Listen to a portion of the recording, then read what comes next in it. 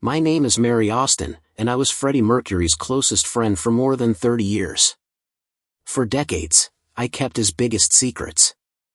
I saw him fall in love with men while living in his mansion, held his hand as he died from AIDS, and inherited his entire fortune.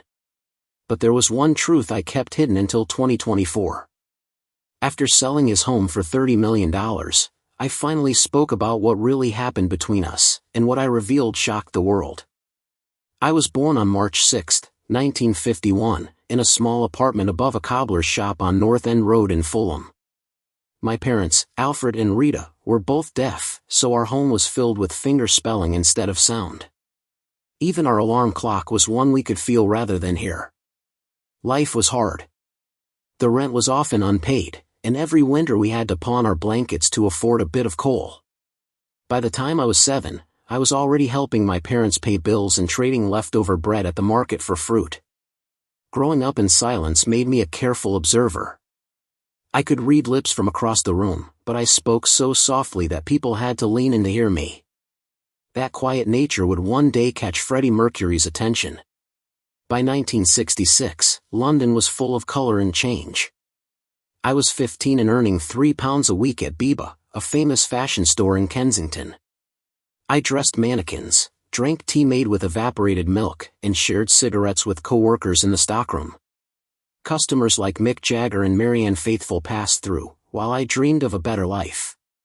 When Biba's founder praised my sense of color, I wrote in my diary that it proved I could be more than the deaf girl's daughter.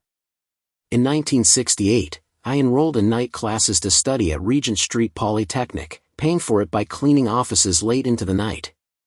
But I overworked myself, collapsed from exhaustion, and had to quit. I decided then that life would be my teacher, and it was. In 1969, while working at a small boutique in Kensington Market, I met a tall, dramatic young man who argued loudly over the price of a scarf. I held my ground. He finally paid, and as he walked away, I learned his name, Farrokh Bulsara, the man the world would later know as Freddie Mercury. That meeting changed both of our lives. A week later, he invited me to dinner at a small Italian restaurant. He spoke about music, art, and his dream of mixing opera with rock. I didn't understand much of it then, but I was drawn to his confidence. He promised that one day he'd take me to restaurants without prices on the menu, and 5 years later, he did. By then, Queen had their first gold record, and Freddie and I were living together in a small flat. We barely had enough to live on. The walls were cracked, and the kitchen was just a hot plate. I even used part of my small paycheck to pay for Queen's rehearsal space. But we were happy. We later opened a market stall called Bling Bang and Glitter, selling clothes we made by hand. I stitched many of Freddie's iconic outfits myself. That little business helped fund the band's early days. When Queen started recording, I was there, quietly keeping notes and encouraging Freddie when he doubted himself. In 1973, he proposed to me on stage after a concert.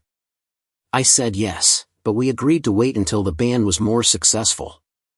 When he bought Garden Lodge, a grand house in London, in 1977, I thought it would be our home forever. But fame changed everything. The house filled with antiques, expensive art, and people I didn't know. I began to feel like a guest in my own life. Then, one night, Freddie told me he thought he was bisexual. I already suspected the truth. I wasn't angry. I told him, "I think you're gay, and that's all right." From that moment, our relationship changed. We were no longer lovers, but we were closer than ever. I helped him explore his identity while protecting his privacy from a judgmental world. Even after we stopped being intimate, we lived together as family. Freddie called me his common-law wife and said I was his only true friend. I handled his home, his letters, and often his fears.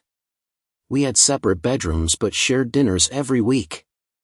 Our bond lasted longer than most marriages.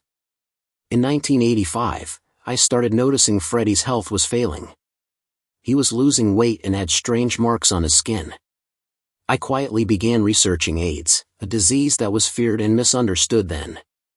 I secretly arranged doctor visits under false names and even bought experimental medicine from abroad. When Freddie's test confirmed he had AIDS in 1987, I promised to protect his privacy. For years, I kept that secret while tabloids spread rumors. The pressure was unbearable, but I refused to betray him. I stayed by his side as his health declined. Even when he could barely see or walk, he still recorded songs, with me timing his sessions so he wouldn't overexert himself.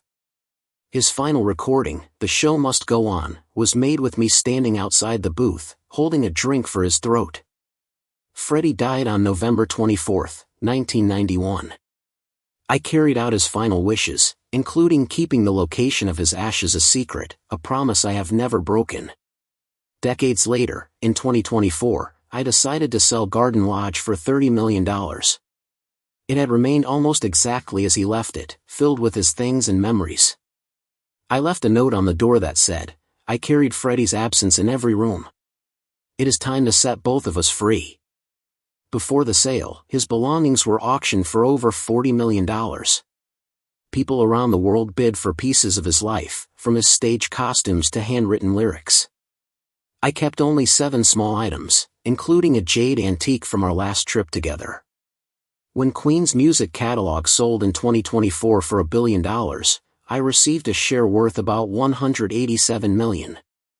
I live quietly now, far from fame, in a small village where no one knows who I am.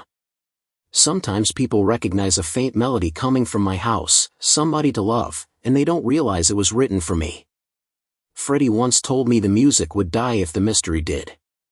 So, I live quietly, keeping his mystery alive while his songs keep the world singing.